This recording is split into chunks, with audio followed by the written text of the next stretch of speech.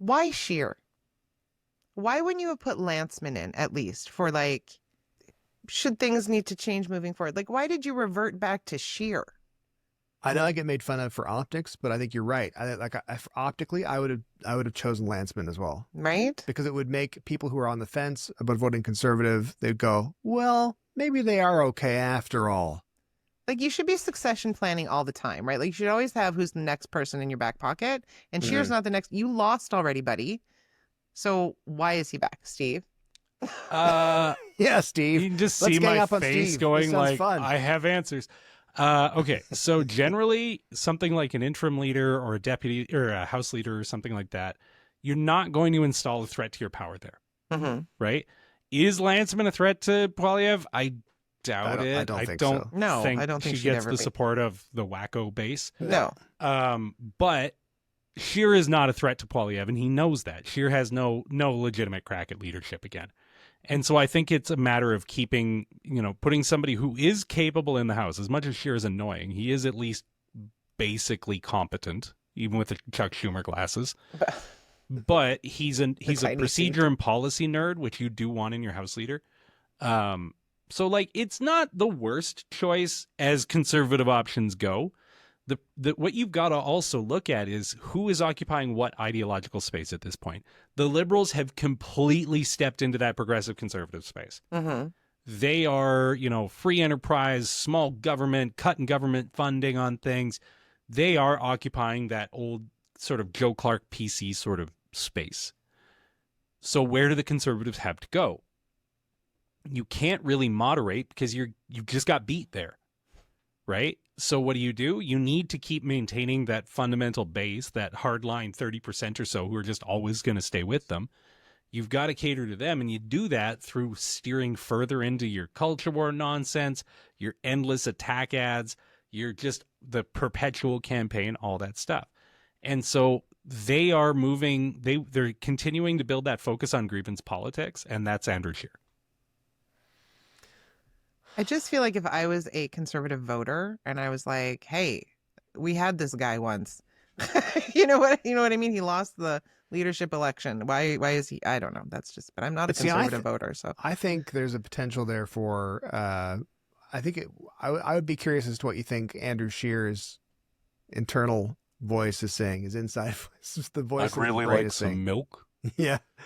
I think he's thinking, I might have a shot. I think so too. Oh my God. That's the worst part is he thinks he does. He's putting out like those overproduced videos, like that one where he kept looking in the camera going, meth. When he's like having an intervention for his buddy in a bar with a pint. Yeah. Yeah. Magnificent stuff. Yeah. So good. But I think I think that just based on their previous decisions and the way they've conducted themselves, I can see them, if some things go pear-shaped for Poilievre for whatever reason, I can see them going, you know what? Maybe we should go back to Scheer. And it's Aaron O'Toole from the back room with a steel chair. It could literally, can you imagine if Aaron O'Toole raised in prominence again? I think the guy would be a shoo-in. Yeah. He keeps like kind of like centrist dunking on people on Twitter. Like he dunks on people in very like institutional ways. Like he'll be like, that's not how the military works. You know what would be funny though? Thomas Mulcair. Good run for conservative leader? Well, he's not an NDPer, that's for sure. No, Tom Mulcair's got a good thing going, giving bonehead sound bites. Right? TV, yeah, exactly. Gonna hang out with Ben Mulroney. But to the Conservative Party, do they really think that this leaning back into their culture war nonsense, as you said, and doing things like Poilievre, talking to Jordan Peterson and refusing to disavow the convoy leader guys, people and the whole U.S. style globalist garbage nonsense conspiracy theory goofwaddishness. That's quite the descriptor. A lot of words there.